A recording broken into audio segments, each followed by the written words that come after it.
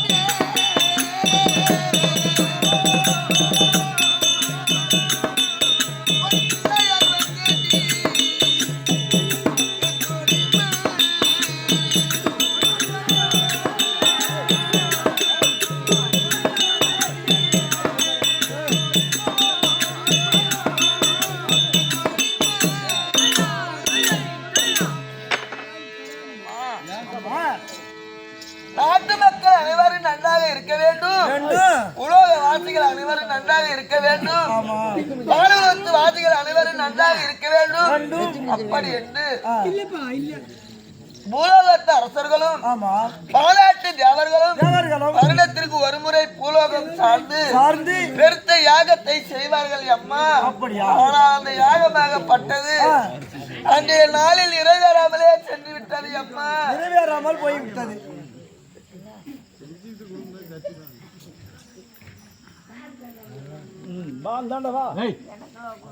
என்னதான் உடம்பு தெரியல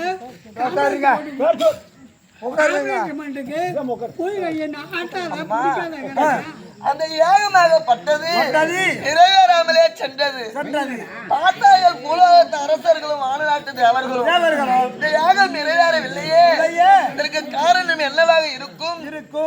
இந்த யாகத்திற்கு தலைமை யார்? தெய்வேந்திரன் ஆட்சிதே. அவர் ஏதேனும் தவறு செய்திருப்பாரோ அப்படி என்று வதந்தி பரவி கொண்டிருந்தது. பார்த்தார் தெய்வேந்திரன் தன் மனைவியா இருக்கக்கூடிய இந்திராணியை அழைத்து இதுகாலம் வரையில் அவர் செய்து வந்து கொண்டிருந்த இந்த யாகமாகப்பட்டது இந்த தினத்தில் நிறைவேறவில்லையே, இதற்கு காரணம் என்ன என்பது தெரியவில்லையே. பார்ப்பவர் எல்லாம் நம்மைதான தெளிவாக பேசுவார்கள் அப்படி என்று இந்திராணியிடத்தில் அவர் தெரிவித்தார். அந்த இந்திராணியாகப்பட்டது அந்த யாகத்தை பார்த்தது. பார்த்த உடனே தன் உடலில் அணிந்திருக்கக்கூடிய பொன் ஆபரணங்களை எல்லாம் அந்த யாகத்தில் போட்ட உடனே அந்த யாகமாகப்பட்டது அப்படியே நிறைவேறவில்லை. அம்மா நிறைவேறல. பார்த்தது மறுபடி இந்திரன் தலைக்கண்டு என்று அன்பளிப்பாக அளித்த அந்த சொன்ன மேலை கழற்றி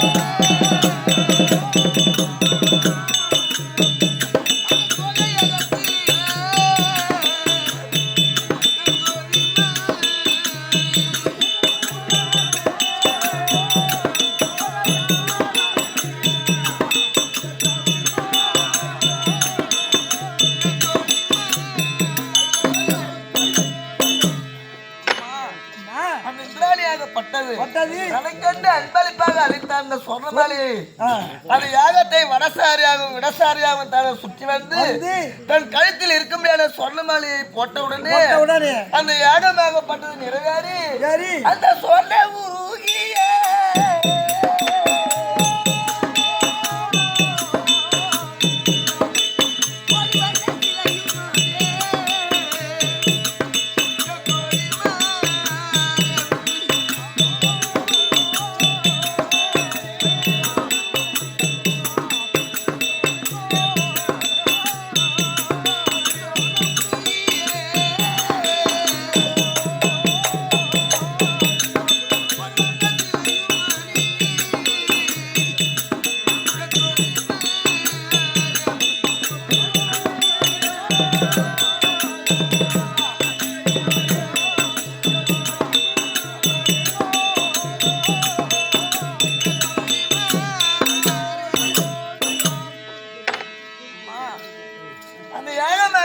நிறைவேறி இந்த பொன்னல்ல உரிய அம்மா ஒரு பொற்பதுமையாகத்தான தோட்டமானே. பொற்பதுமை? ஆமா, பதுமை என்றால் ஒரு சிலை போல, பொம்மை பொம்மை போல பொற்பதுமையாகத்தான தோட்டமானேன்.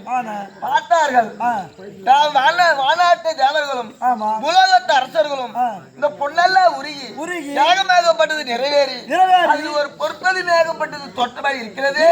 இந்த பொற்பதுமைக்கு பேசும்படியான வல்லமையும் உயிர்ப்பு இருந்ததே ஆனால் எவ்வளவு அழகாக இருக்கும் அப்படி என்று பேசிக் கொண்டிருந்தார்கள். அந்த சபையில் நாரதர் அமர்ந்திருந்தார். ஆமாம், நாரதர் எழுந்து அப்பா ஏதொன்றுக்கும் அஞ்ச வேண்டாம், உலகத்தில் உள்ள அனைத்து ஜீவ பேதங்களுக்கும் ஜீவ காரணியாய் திகழக்கூடியது கைலாய பரமன். கைலாய பரமனை துதித்தோம் ஆனால் கைலாய பரமன் வருவார். யாது காரணம் என்று கேட்பார். நல்ல சமாச்சாரத்தை சொன்னால் அந்த குழந்தைக்கு உயிரை தருவார், பேச முடியாத வல்லமையை தருவார் அப்படின்னு சொன்னார். அவருடைய வார்த்தை கிணங்கி தேவர்களும் அரசர்களும் கைலாய பரமனை துதித்தார்கள். கைலாய பரமனும் வந்தார். நடந்த சமாச்சாரத்தை கேட்டார்கள். கேட்ட உடனே கைலாய பரமனாகப்பட்டவர் அது பொற்பதுமையாக இருக்கக்கூடிய குழந்தைக்கு பேசும்படியான வல்லமையும் உயிரையும் கொடுத்தார். கொடுத்த உடனே உயிர் பிறப்பித்து அந்த குழந்தையாகப்பட்டது கலகல சிரித்து அன்றைக்கு விளையாடு கொண்டிருந்தது. ஆமா, அந்த குழந்தைகளுடைய அழகை பார்த்து பாலாட்டு தேவர்களும் உலகத்து அரசர்களும் இந்த குழந்தை எனக்குத்தான் வேண்டும், இந்த குழந்தை எனக்கு தான் வேண்டும், ஒருவருக்கொருவர் போட்டி போட்டுக் கொண்டார்கள். பார்த்தார் நாரதர்.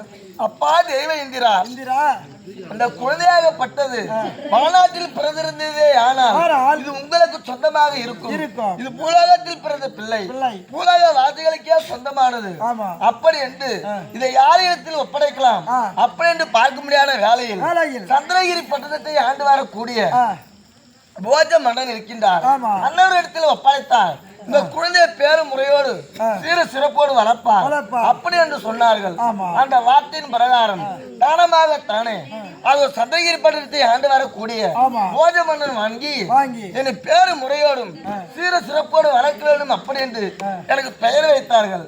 பொன்னெல்லாம் உருகி பிறந்தபடியினால் எனக்கு பொன்னுருகி என்றும் சொர்ணமெல்லாம் உருகி பிறந்தபடியினால் எனக்கு சொர்ணமாலா என்றும் என் தந்தைக்கு இன்னொரு பேர் இருக்கிறது, சுபாங்கி சக்கரவர்த்தி. அதனால எனக்கு சுபாகி என்றும் பெயரை வைத்து நாளொரு மேனியும் பொழுதொரு வண்ணமாக தானே வளர்ந்து வந்தேன். கல்யாணத்துக்கு ஒரு பருவத்தை அடைந்த உடனே என் தந்தையாகப்பட்டவர் ஓடி வந்தார். அம்மா பொன்னுருகி, பல தேசத்து ராஜாக்கள் வந்தார்கள், உன் நாட்டில் இருக்கிற உன் மகள் எனக்கு பெண் தாருங்கள் அப்படி என்று கேட்டார்கள். என் தந்தையாகப்பட்டவர் யார் திருமணம் செய்ய வேண்டுமே அவருடைய சம்மதம் இல்லாமல் யாரும் கல்யாணம் செய்ய போறது கிடையாது. அதனால என் தந்தையார் ஓடி வந்தார். என்னிடத்தை சம்மதத்தை கேட்டார். நான் என்ன தெரிவித்தேன், அப்பா 56 தேசத்துக்கு நிருபத்தை எழுதி அனுப்புங்கள். 56 தேசத்து ராஜாக்களும் வருவார்கள். என் கண்ணிற்கு எந்த ஆடவரை பிடிக்கிறதோ, என் மனதிற்கு எந்த ஆடவரை பிடிக்கிறதோ அவரையே நான் திருமணம் செய்து கொள்கிறேன் அப்படின்னு சொன்ன என் வார்த்தையை கேட்டு என் தந்தையாகப்பட்டவர் அத்துணை தேசத்து ராஜாக்களுக்கு நிருபத்தை எழுதி அனுப்பினார். ஆமா, அனைத்து தேசத்து ராஜாக்களும் வந்தார்கள். என் கரத்தில் ஒரு மாலையை கொடுத்தார். அம்மா, உன் கண்ணை கேட்ட கடவர் யாரோ அவரை நீயே தேர்ந்தெடுத்து தேர்ந்தெடுத்துக்கொள் தேர்ந்தெடுத்துக்கொள். அப்படின்னு சொல்லிவிட்டார். ஆஹா. அந்த மாலையை கரத்தில் ஏந்தி ஏந்தி வடசாரியாகவும் இடசாரி. இடசாரியாகவும் நான் சபையை சுற்றி வரக்கூடிய வேலையில் அம்மா அம்மா. அங்க என்ன நடந்தது தெரியுமா? அந்த கால சூரியனை போல்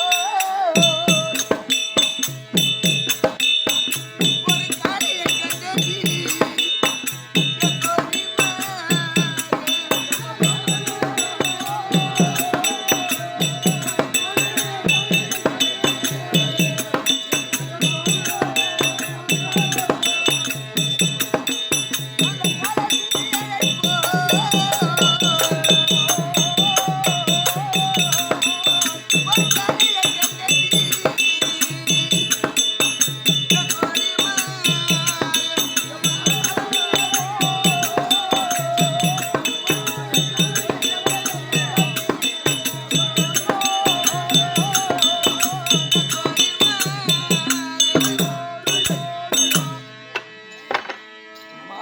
அம்மா அப்படி மாலையை கரத்தில் ஏந்தி அம்மா அம்மா வடசாரியாகவும் இடசாரியாகவும் சுற்றி வரக்கூடிய வேலையில் வேலையில் கதிரவனை பழிக்கத்தக்க அழகில் ஒருவர் அமர்ந்திருந்தார். ஆஹா. அவரை பார்த்த உடனே உடனே நாம் கண்ணு கேட்ட கணவர் இவர்தான், இவர்தான் நாம் மனது கேட்ட ஆடவர் இவர்தான், இவர்தான். திருமணம் செய்தால் இவரைதான் திருமணம் செய்ய வேண்டும். அப்படி என்று அம்மா என் கரத்தில் இருக்கக்கூடிய மாலையை அவள் கரத்தில் போட்டு போட்டீர். நான் மாலை தரித்தேன்.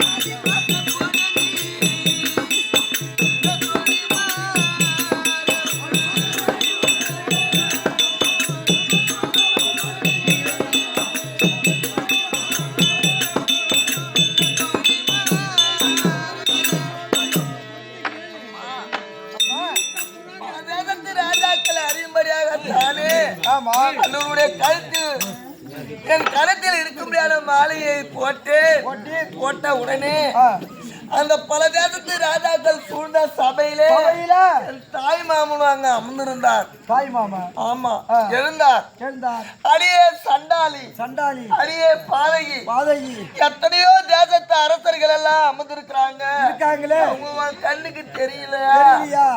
ஒரு இழிகுலத்தான் ஒரு தேரோட்டியினுடைய பிள்ளை அவன் கழுத்துல மேல போட்டி விட்டாயடி சண்டால பாவி. உன்னை சொல்லி குற்றம் இல்லை அம்மா. நீ ஒரு பொட்டை தோண்டி அவன் ஒரு அருந்த கயிறு இனத்தோடு போய் சேர்ந்து விட்டது. அப்படி என்று இழிவாக பேசினார் உங்க அண்ணன். அந்த சபையிலே நான் நாளம் அடைந்தேன். பார்த்தார் கருணாகப்பட்டவர் என்னை இடைக்குலத்தான் என்னும் தேரோட்டி என்னும் எத்தனையோ சற்றாதிகள் இங்கு அமர்ந்திருக்கிறீர்கள். யாரேனும் மனதில் தைரியம் இருந்ததால் என்னோடு எதிர்த்து சண்டைக்கு வாருங்கள் அப்படி என்று வாழேந்தி நின்றார். அந்த சபையிலே பீஷ்மாச்சாரி அமர்ந்திருந்தார். அப்பா கர்ணா நீ புதுமான தம்பதியாக இருக்கிறீர்கள், அதனால சண்டை செய்யக்கூடாது. அப்பா இதோ இருக்கிறதே பொன்னுருகி நாயகம், இதை ரதத்தில் ஏற்றி நீ அஸ்தினாபுரம் செல். என்னை எதிர்த்து யார் ஒருவர் சண்டைக்கு வருகிறார்களோ அவனை நான் பார்த்துக் கொள்கிறேன் அப்படின்னு தெரிவித்தார். பீஷ்மாச்சாரியருடைய பலத்தை அறிந்தவர்கள் யாரும் அவரை எதிர்த்து சண்டைக்கு வரவில்லை. ஆனால் இந்த ரதத்தில் ஏற்றி சண்டாரே அம்மா அங்க செல்லக்கூடிய வேலையில் என்ன நடந்தது தெரியுமா?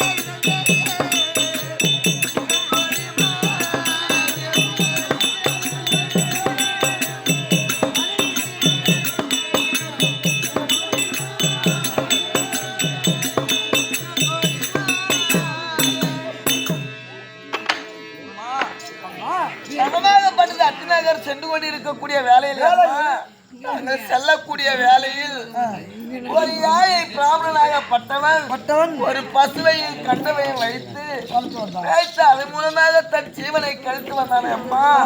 ஆனால் ரதம் போகக்கூடிய வேளையில் காவேறு கரவேறு என்று போக முடியாத வேகத்தில் செல்லக்கூடிய வேளையில் அந்த காரா பசுவின் கண்டாகப்பட்டது. தாயிடம் இருந்து விளையாடி ஓடி உடைந்து அந்த ரதத்தில் விழுந்து அந்த கண்டாகப்பட்டது இறந்து விட்டது அம்மா. இறந்து விட்ட உடனே அந்த கண்ணிற்கும் பசுவிற்கும் சொந்தமான யாழை பார்ப்பன் ஓடி வந்தான். அடே பாவி சண்டாளா, பெரும் காரியத்தை செய்து விட்டாயே. இந்த பசுவையில் கண்ணை வைத்தல்லவா என் வயிற்று ஜீவனை கழித்து வருகின்றேன். கண்டை கொண்டு விட்டாயே பாவி. என்னுடைய பசுவாகப்பட்டது எப்படி கண்டை இறந்து பரதவிக்கிறதோ அதுபோல பிற்காலத்தில் நீயும் உன் மனைவியும் உன் பிள்ளையும் பிரிய கருவது நிலைமை யாருக்கும் வரக்கூடாது. அது மட்டுமா, அந்த சண்டாளா பாவி உன் மனைவியினுடைய அழகல்லவாய் பெரும் காரியத்தை செய்ய வைத்தது. இந்த ரதமாகப்பட்டது பிற்காலத்தில் உனக்கு சரியான சதுர்முகத்தில் உனக்கு உதவாக போக கடவுள் அந்த சாபத்தை ஏற்று அத்திமா நகரம் சென்றோம். வரவழைப்பு செய்தார்கள்.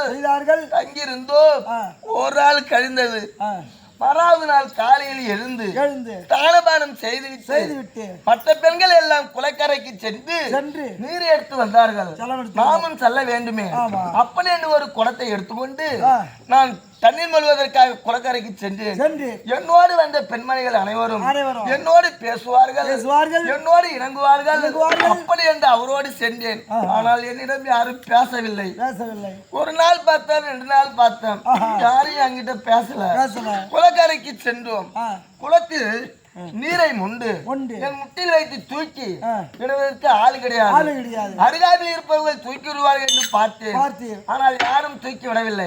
குரத்தை எடுத்து இறக்கி வைத்து, அம்மா யாயம்மா யார்கிட்டையும் என்கிட்ட பேச மாட்டேங்கிறீங்க, யாயம்மா யாரையும் என்கிட்ட இணங்க மாட்டேங்கிறீங்க அப்படின்னு கேட்டேன். உன்னை சொல்லி குற்றம் இல்லை அம்மா, நீ பிறந்த நாட்டை பற்றி குற்றம் இல்லை அம்மா, உன் தாய் தந்தையை பற்றி குற்றம் இல்லை அம்மா, நீ திருமணம் செய்து வந்தாயே அதான் அம்மா இடையூறு. நீ திருமணம் செய்து வந்தாயே அவன் ஒரு இழிகுலத்தான், ஒரு ராதியின் மைந்தல், ஒரு தேரோட்டி அப்படி என்று சொன்னார்கள். இதை நான் ஏற்றுக்கொண்டு இனிமேல் இங்கு வாழக்கூடாது, முகத்துல முழிக்க கூடாது அப்படி என்று என் தாய் வீட்டிற்கு சென்றேன். செல்லக்கூடிய வேலையில் என் தந்தையாக பார்த்தவர் நான் வரக்கூடியதை அறிந்து, அடே பாவி அங்கே நில், இங்கே உனக்கு இடம் கிடையாது, பல தேசத்து ராஜாக்கள் சூழ்ந்த சபையில் என்னை நாணமடைய வைத்து விட்டாய், உனக்கு இங்கே இடம் கிடையாது, நீ சென்று விடு எங்கேயாவது அப்படின்னு சொன்னார். வேறு வழி தெரியாது.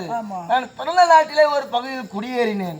ஆனால் அத்தினாபுரத்தில் அங்க என்ன நடந்தது தெரியுமா? கர்ணனாகப்பட்டது முதல் பிள்ளை அல்லவா, முதல்ல பொன்னூரியாகப்பட்டது மருமகளாக வந்தது. அந்த மருமகளை வைத்து குடும்ப நடத்த தெரியாத காந்தாரியாகப்பட்டவள் துரத்தி விட்டுட்டாலே அப்படி என்று ஊர் வதந்தி பரவி கொண்டிருந்தது. பார்த்தது காந்தாரியாகப்பட்டது. எப்படியாவது என் மனதை மாற்றி கணவனிடத்தில் சேர்த்து வைக்க வேண்டுமே அப்படி என்று ஓடி வந்தது. நான் என்ன தெரிவித்தேன், அம்மா உன்னோடு வருவதில் பழக்கம் கிடையாது, எனக்கு இந்த வாழ்க்கையில இஷ்டம் கிடையாது, இந்த வாழ்க்கையில எனக்கு விருப்பம் கிடையாது, நான் வரமாட்டேன், நீங்க போயிடுங்கம்மான்னு சொன்னான். அதுக்கு அந்த அம்மா ஒரு வார்த்தை சொன்னாங்க, அம்மா பூமியில பிறந்த பெண் ஒரு பெண்ணாகப்பட்டவள் எந்த ஒரு பெயரை வேணாலும் எடுக்கலாம், ஆனால் வாழா வெட்டி அப்படி என்று பேர் எடுக்கக்கூடாது. நீ பிறந்த நாட்டில் இருந்திருந்தே ஆனால் ஒரு பகுதி தனியா இருந்தாலும் யாரையும் எதுவும் பேச போறது கிடையாது. ஆனால் உன் பிறந்த நாட்டிலே ஒரு பகுதியில தனியா இருக்க இப்ப மட்டும் உன்னை சும்மா விட்டுடுவாங்களா? உன்னுடைய மனது புண்ணாக்கும்படியாக பல வார்த்தைகள் பேசுவார்கள். நீ இங்க இருப்பதை விட நீ அங்க இருப்பதே ஏமா நல்லது அப்படி என்று என் புத்திய மாத்தினாங்க. ஆனால் நான் என்ன தெரிவித்தேன், வைத்து அம்மா அன்னவரோடு வாழ்வதற்கு எனக்கு விருப்பம் கிடையாது. உங்கள் வார்த்தைக்கு இணங்கி நான் நாட்டிற்கு வருவேன். எனக்கென்று தனி ஒரு மாளிகையை ஏற்படுத்தி தர வேண்டும். அந்த மாளிகையில் நான் தன்னந்தனிமையாக இருப்பேன். ஆனால் நான் வழியே செல்லக்கூடிய வேலையில் கூட அவர் குறுக்க வரக்கூடாது, என்னோடு பேசக்கூடாது, என் அரண்மனைக்கு வரக்கூடாது அப்படின்னு அந்த அம்மாயிடம் தெரிவித்தார். அந்த வார்த்தைக்கு கட்டுப்பட்டு எனக்கென்று தனி மாளிகையை ஏற்படுத்தி சுந்தரம் என்று சொல்லும்படியான தாதியை எனக்கு காவலாக வைத்து அரண்மனையில் வசித்து வந்தேன். அம்மா அப்படி வசித்து வரக்கூடிய வேலையில் அங்க என்ன நடந்தது தெரியுமா?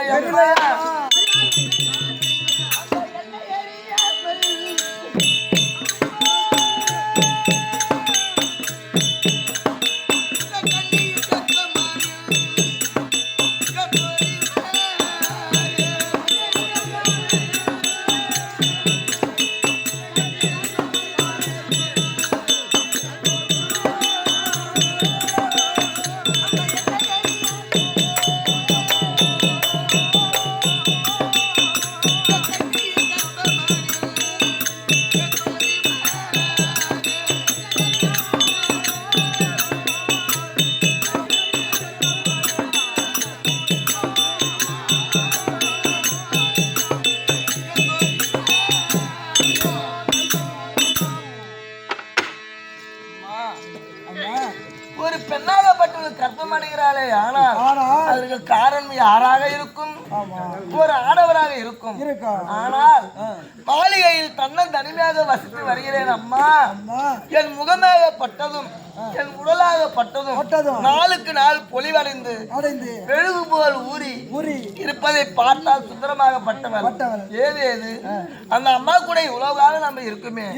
அரண்மனைக்கு எந்த ஒரு ஆடவரும் வந்தது கிடையாது. ஆனால் அம்மாவுடைய முகத்தை பார்த்தால் பொலிவடைந்து ஒரு பெண் கர்ப்பமிட்டால் எப்படி இருக்குமோ அது போன்ற அறிகுறிகள் தெரிகிறது. ஆமா, அதை உணர்ந்த சுந்தரமாகப்பட்டவள் இந்த செய்தியை நம்ம அரசரிடத்தில் தெரிவிக்காத விட்டோமே. ஆனால் பின்னால் தண்டனை நமக்கு தானே அப்படி என்று ஓட்டோட்டமாக தானே சென்று அரசாங்க சபையில் திருதராட்டிதத்தில் முறையிட்ட உடனே பார்த்தால் திருதராட்டிதன் பெரும் காரியத்தையே செய்துவிட்டால் பொன்னுருவி அப்படி என்று சபைக்கு அழைத்து வர சொன்னார்கள். துச்சாதனை விடுத்து அழைத்து வர சொன்ன உடனே நான் சபைக்கு வந்தேன். அம்மா, உன் வயிற்றில் வளருகிறதே கற்பம், இந்த கற்பத்திற்கு யார் காரணம் என்று கேட்டார்கள்.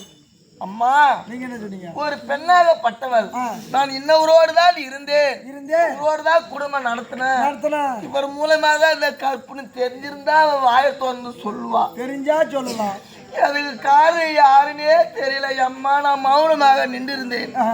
மௌனம் சம்மதத்திற்கு அறிகுறி என்று சொல்வார்கள். அப்படி என்றால் வேறு ஒரு நாட்டான் ஒருவனை சேர்ந்து இந்த கற்பமாகப்பட்டது வயிற்றில் வளர்கிறது. அப்படியே ஆனால் நீ உயிரோடு வாழக்கூடாது, இந்த அரச குலத்திற்கே நீ இழுக்க தேடி வைத்து விட்டால் மனதனை கொடுத்தார்கள். எக்க யாகத்தை வளர்த்தி அந்த யாகத்தில் இறங்க செய்தார்கள். அந்த யாகத்தில் நான் இறங்கக்கூடிய வேலையில் சற்று நில்லம்மா அப்படி என்று ஒரு குரல் கேட்கப்பட்டது.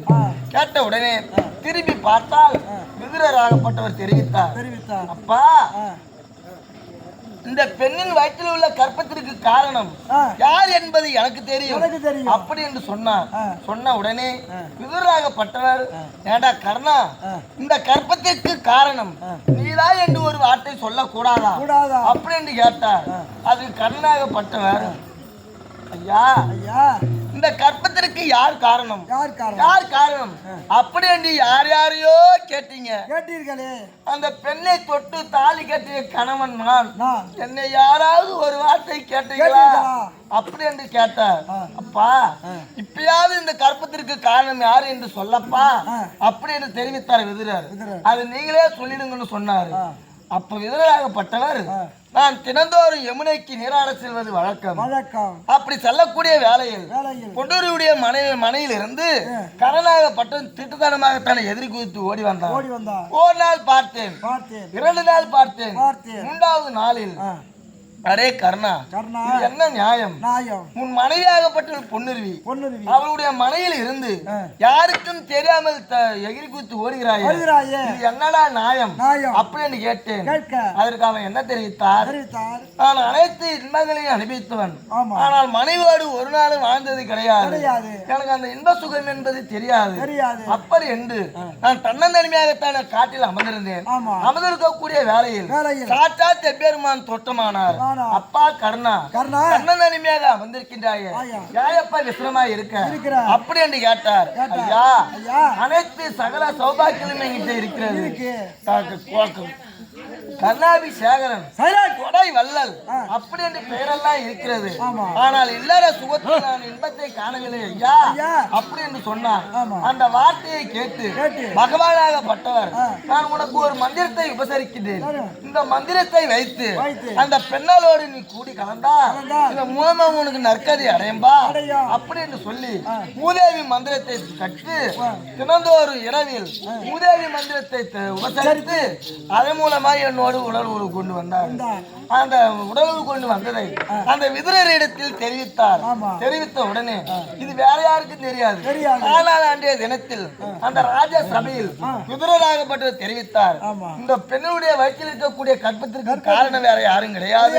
இந்த பெண்ணை தொட்டு தாலி கட்டினானே காரணம், இவன் தான் காரணம் அப்படி என்று சொன்னார்கள். சபையில் ஏற்றுக்கொண்டு என் மரண தண்டனை மறுத்து என்னை மாளிகைக்கு அனுப்பி வைத்தார்கள்.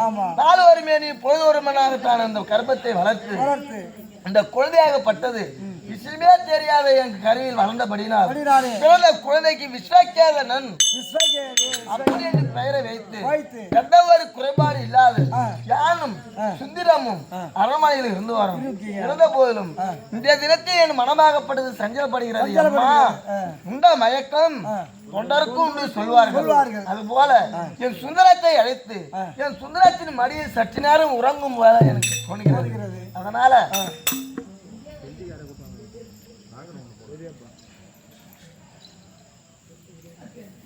இதோ பூண்டியாங்குப்பன் நன்னகல் இருந்து பிறந்து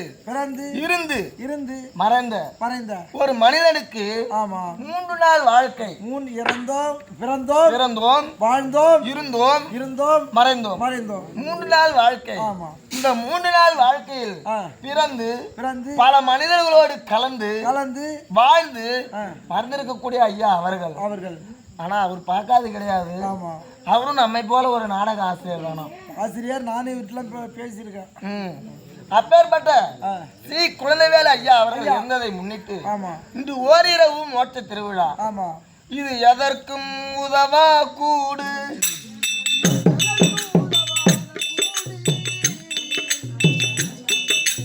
எதற்கும் உதவா கூடு, எத்தனைய பாடு இறைவா, இது எதற்கும் உதவா கூடு.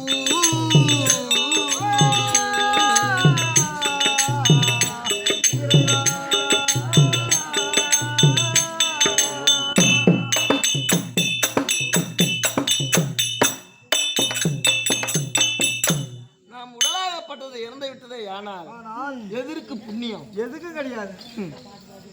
ஒரு பெண்ணிலே உற்பத்தி ஆகின்ற மனிதன்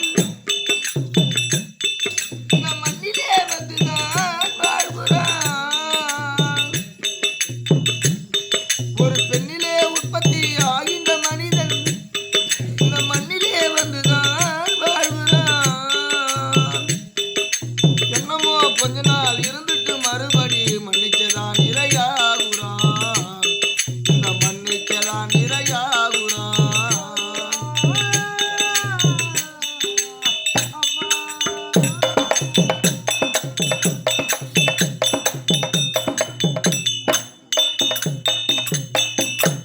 ஒரு மனிதன் பிறக்கின்றானே, ஆனால் ஒரு பெண்ணின் மூலமாகத்தானே வரான். ஆனா அந்த பெண்ணின் மூலமாக அந்த மண்ணிற்கு வந்தாலும் கடைசியில அதுக்கு இரையாக ஆகிறான். இந்த மண்ணிற்கு இரையாக ஆகிறான்.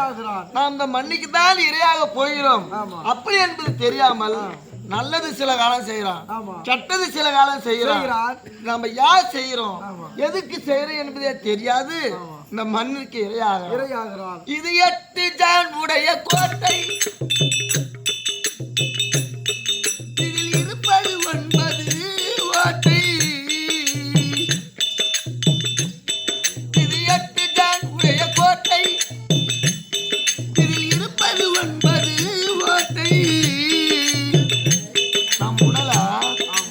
இது ஒரு ஜான் சொல்லுவாங்க. ஒரு ஜான். இதால அளந்து பார்த்தா ஆமா. நீ எவ்வளவு உயரமா இருந்தாலும் உன் கையால அளந்து பார்த்தா அது 8 ஜான் தான். 8 ஜான் தான். ஆமா. இது 8 ஜான் உயர கோட்டை. இதில் இருப்பது 9 ஓட்டை. மனித கட்டுவத மனக்கோட்டை. மனித கட்டுவத மனக்கோட்டை. அந்த காலனை கண்டால் அடங்கிடும் சேட்டை.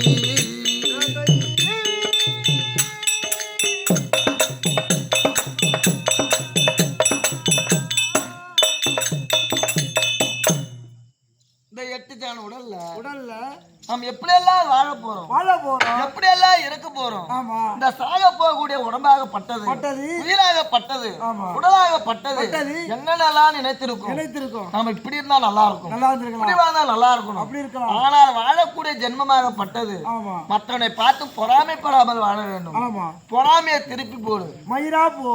அதான் வாழ்க்கை. அது போல பொறாமை இல்லாது வாழ வேண்டும். நீ இருக்கும் வரை புகழை நாட்டு.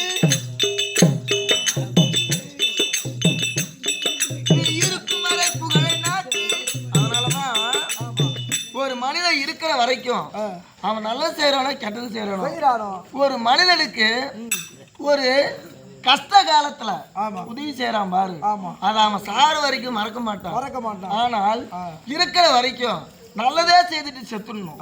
ஆனா கெட்டது செய்ய போனா அது பின்னால பல சொல்லுவாங்க.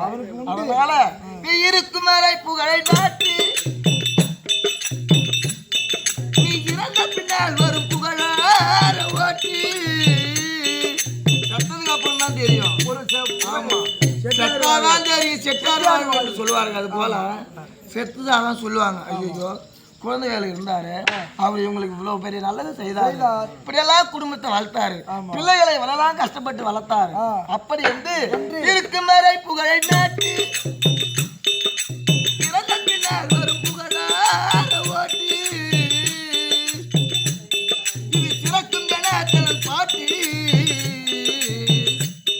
அதை சிந்தித்து நீயும் செயலதை ஆற்றி.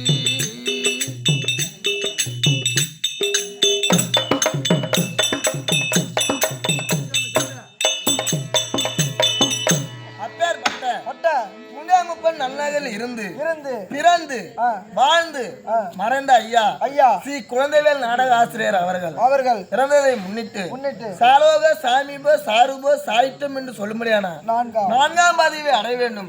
அப்படி என்று பிள்ளைகளாகிய அனைவரும் ஒன்றாகத்தான கூடி இன்றிரவும் மோட்ட திருவிழா. அப்பேற்பட்ட அண்ணாவுடைய குடும்பத்தினுடைய பாதத்திற்கும் ஊர் பொதுமக்கள் யாவட்டமான பேர்களுக்கும் நாடகத்தை கண்டுகளிக்க வந்துள்ள அத்துணை அன்புள்ளவங்களுக்கும் ஏனைய நாடக ஆசான்களுக்கும் உமக்கும் அடையவன் அடைய